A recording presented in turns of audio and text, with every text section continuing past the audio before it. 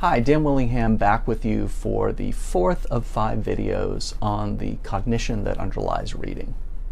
In the last 2 videos we focused on decoding, how we identify a word in the mind after seeing it on the page. So you might think that what I'm going to discuss next would be syntax. We've got the identity of individual words, so now we need to start stringing words together. But unfortunately, the meaning of individual words is not quite so straightforward. We've got a little bit more work to do on that. For example, suppose you read this sentence: Mel runs down the street chasing after the bus. I ask you, what does runs mean? You say, well, it's a gait, like walking or skipping, and it's the one that you use when you want to move quickly.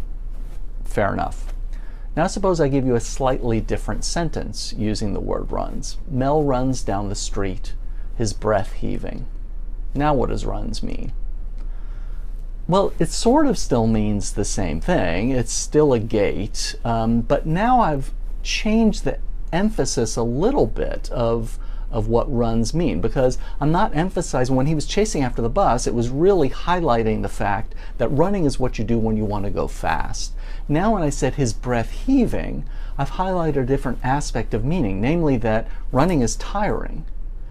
Or suppose I said Mel runs down the street, no longer caring if the man he was following sees him. Now here's still another feature of running that I can highlight. Running, it sort of makes a commotion. It's not the way you move when you're trying to be sneaky. So each of these sentences highlights different aspects of the meaning of the word run. It doesn't completely change the meaning of the word run, but run has, even a simple word like run, has different features, and the context can highlight these different features. Virtually all words are like this. Words have these features of meaning, different associations. And what this means is that in isolation, words are actually somewhat ambiguous. If you just see the word run by itself, there's no way of knowing which feature of run is going to be important.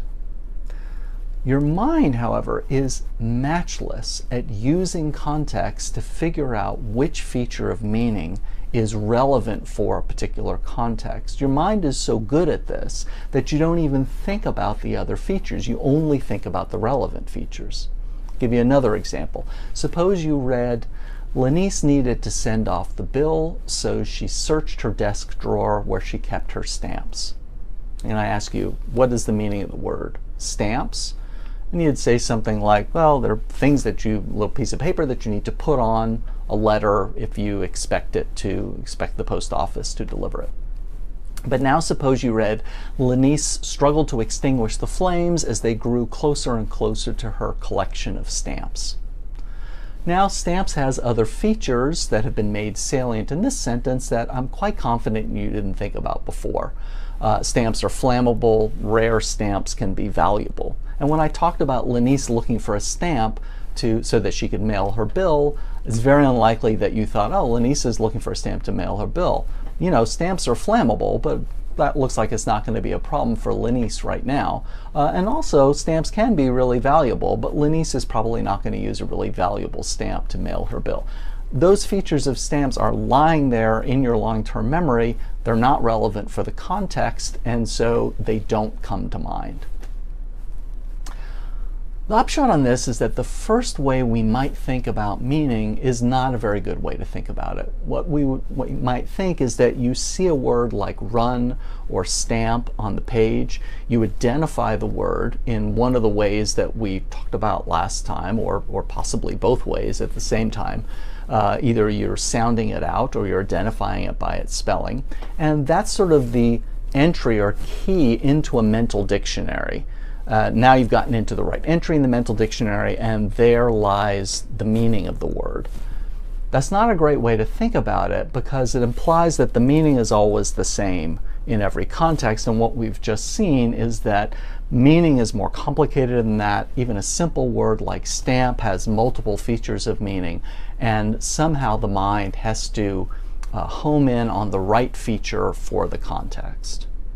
So you might think that the next thing I'm going to talk about would be what that process looks like, how the mind is able to use context to provide just the right features of meaning for the sentence that you've read. That process is actually fairly complicated. I've described it in the book, but I'm not going to get into it in this video.